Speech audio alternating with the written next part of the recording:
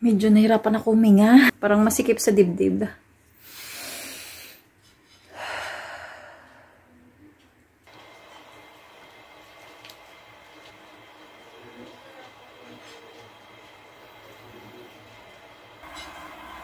Habang nire-relax ko ang aking sarili para bumalik sa normal ang aking paghinga, naisipan ko na kumontak sa doktor at binigyan niya nga ako ng gamot para bilhin ko.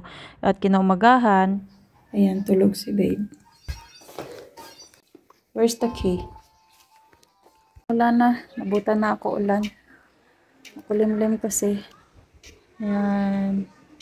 Dito na side makulimlim. Pero dito sa kabilang banda, may blue naman. Pero magalom. So, alis na ako para makabili na ng gamot.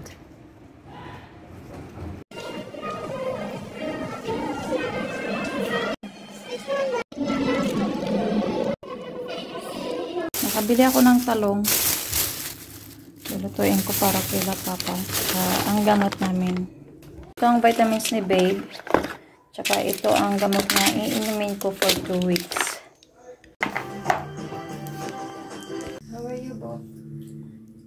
They're getting blue paint. Look, from the tree. Alright. They're getting blue paint. Is that what Nanonood sila TV. I will be cutting the medicines, babe. From this into make it single, okay? Do you need anything? What did you get? Yeah, I got the vitamins. Ginagawa ko sa mga gamot naman, kapag ganito siya, para hindi na ako mahirapan magbutas-butas dito isa-isa. Ginagawa ko, ginugupit ko na lang pa isa-isa para kapag everyday na iinom ng gamot, nakatag isa-isa na siya. Yung hindi na ako kailangan pa maggupit bago pa buksan. So, ganito ang ginagawa ko lagi. Parang naging ko na nga parang naging hobby ko na. So, ito yung gamot na niresita sa akin ni Doc. And again, thank you very much. Swerte kami dahil we meet the doctors kasi napakagaling nila. Ito lang, ginugupit ko lang siya pa isa-isa. Then, after nito, magluluto na rin ako ng talong. Kasi, hindi kasi pwede na humiga lang ako. Ang iniisip ko rin kasi, ang anak ko, silang tatlo, kung paano sila makakain na nakahiga lang ako. So, nakahiga nga ako, pero yung utak ko nasa kanila naman. So, ito ang mga vitamins na iniinom naman ni babe. Yan. Advice kasi ng doktor, para isahang inuman na lang, kailangan yung vitamin from 8 to 12. Kaya, ito na ang binili na vitamin para kay babe. May iron, may vitamin B and complex na siya, folic acid, Hemarate FA. So, para hindi na yung pa-isa-isa yung pag-inom. Nagugupit ko na tag-isa-isa. Kasi gumawa kasi ako ng organize para sa mga gamot-gamot niya. At doon ko na lang pinaglalagay, nilalagyan ko lang ng mga pangalan. Saka, alam ko na rin kasi kung saan ko na siya ilalagay. Dati kasi umiinom si babe ng vitamin. Iba yung vitamin na with iron, vitamin B, tapos vitamin B12, yung ganon. So, ang sinadjust ng doktor, para isahang inom na lang, doon na lang sa vitamin na may iron, may vitamin B6 and 12, yung mga ganon-ganon. At itong vitamin na to ang na-recommend din ng doctor. Kaya ito na ngayon ang iniinom ni babe. Ganito na, tapos ko na siyang gupitin. So, ilalagay ko na lang siya doon sa mga box.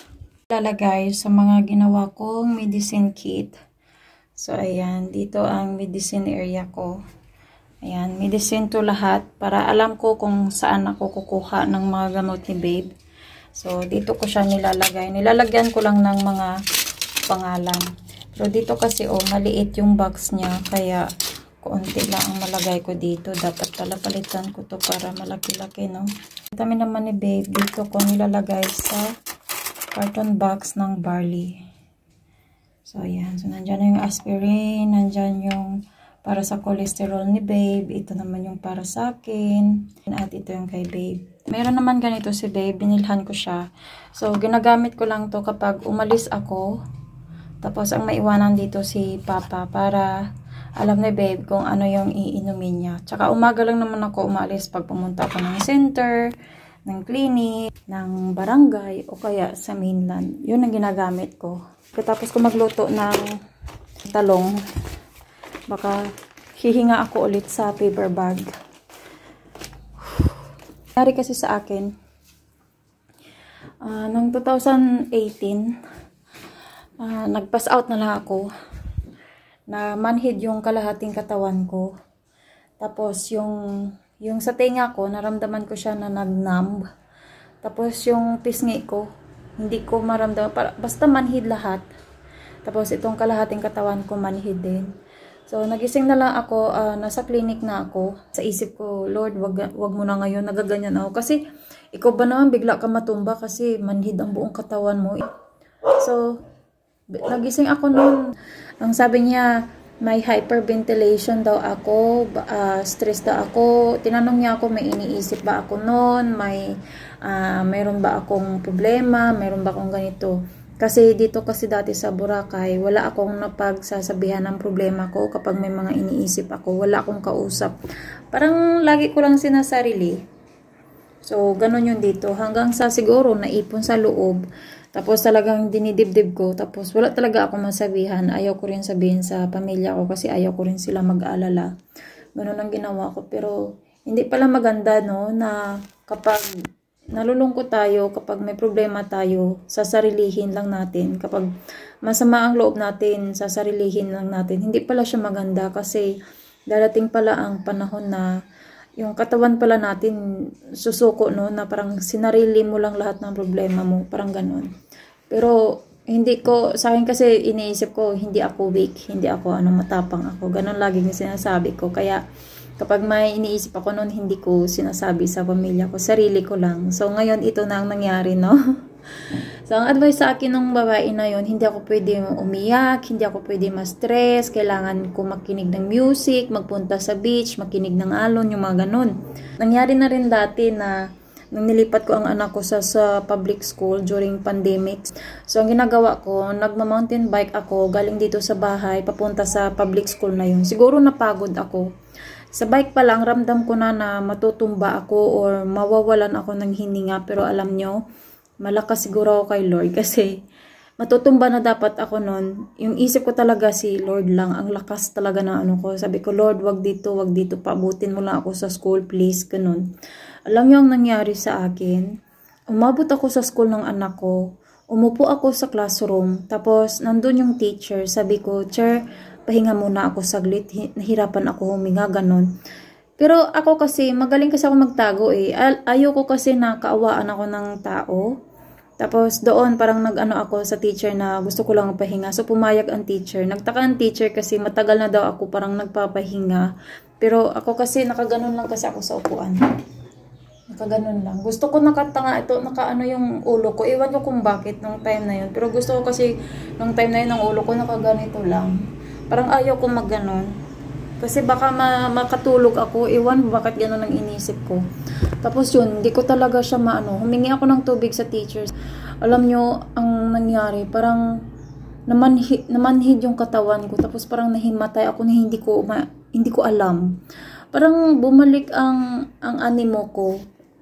May mga nagpipisil-pisil na, may mga nagmamassage-massage, nagaganon na. Iwan ko kung nahimatay ako or ano. Basta yun na lang naramdaman ko, may naglalagay-lagay sa akin dito ng Vicks, yung ganun. Tapos sabi ko, grabe, iniiwasan ko na hindi ako atakihin sa maraming tao. Pero nangyari talaga, no. Kahit na gaano pala natin sabihin na strong tayo. Pag hindi talaga kaya ng katawan natin, bibigay at bibigay.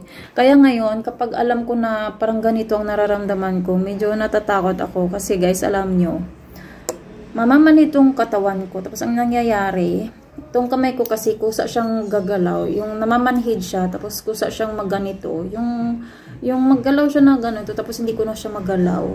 Yung ganun ang nangyayari. Tapos natatakot ako kasi mas lalo ako nai-stress kasi nga iniisip ko may anak ako, paano si baby, yung mga ganun. Pero kailangan talaga natin ingatan ang sarili natin. Huwag natin abusuhin ang sarili natin, no? Dapat talaga may isa tayong kaibigan or tao na dapat natin kausapin. Yung malilibang talaga tayo. Or kung wala man, pakinig ng music. Ako lagi ko pinapakinggan ang kanta ni Don Moen because it's about God. It's all about worship song. Tapos minsan kapag gusto kong mapag-isa, nagpupunta lang ako sa beach dito sa baba, tapos nakikinig lang ako ng alon. Tapos nakikinig lang ako ng it's about kay Jesus. May napakinggan nga ako na video na sabi doon ni Jesus na hindi siya magbibigay ng pagsubok sa atin kung alam niya na hindi natin kaya, at saka habang nakakaranas tayo ng trials, andyan lang pala siya sa atin. Na hindi natin siya nakikita pero nandyan lang pala siya sa atin. So doon ako humawak. Si Baby Binka. Do you like it, babe? Do you like it? It's good, isn't it? In-order ko to online. Nirecommend siya ng friend ko. Tapos in-order ko to online. Masarap. O, diba? Pilipino to si babe kasi kumakain na siya ng mga Filipino dessert. Pancit Canton. Yun ang paborito niya.